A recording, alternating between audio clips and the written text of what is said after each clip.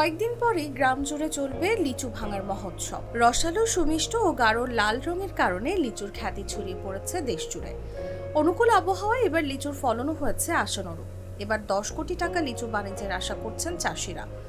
আমার বর্তমান 105টা গাছ আছে, তবে এবারে আবহাওয়া বালা তাহুনে তবে কয়েক বছর এবারে লিচু ফলন হিসেবে ভালো। আমার 20টা লিচু গাছ কেনা আছে, 40,000 উপরে লিচু হবে।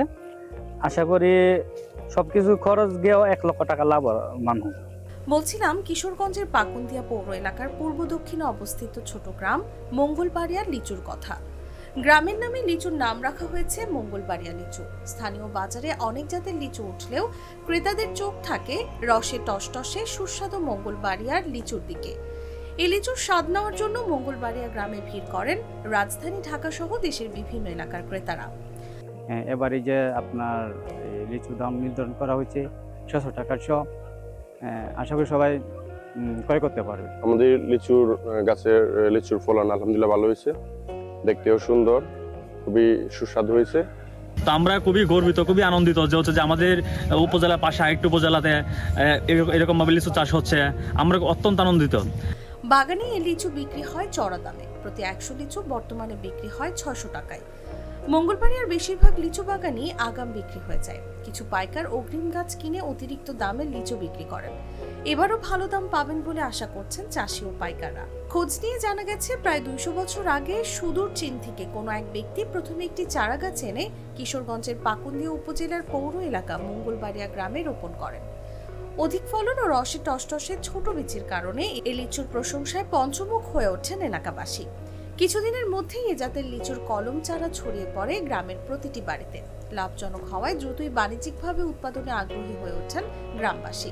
বর্তমানে এলাকার বাড়িতে বাড়িতে শোভা পাচ্ছে এ জাতের লিচুর গাছ।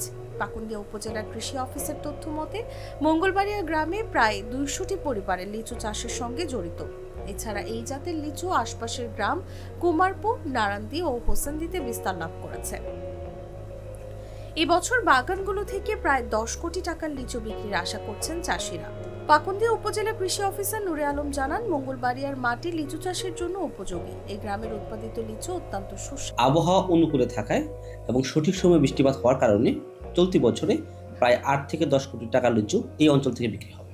আমরা কৃষকদেরকে নিয়ে উঠান বৈঠক এবং তাদেরকে সামগ্রিক সময়ে তারা কি কি কাজ করবে, কীরকম পরিচর্যা করবে, এই ধরনের প্রেসক্রিপশন কৃষকদেরকে আমরা দিয়ে আসছি এবং আমরা আশা করছি 5 থেকে 7 দিনের মধ্যেই আমাদের লিচু হারভেস্টিং পুরোদমে শুরু হবে। প্রতিটি লিচুই গোলাপি রঙের, শ্বাস মোটা, রসে ভরপুর, গন্ধ অতুলনীয়।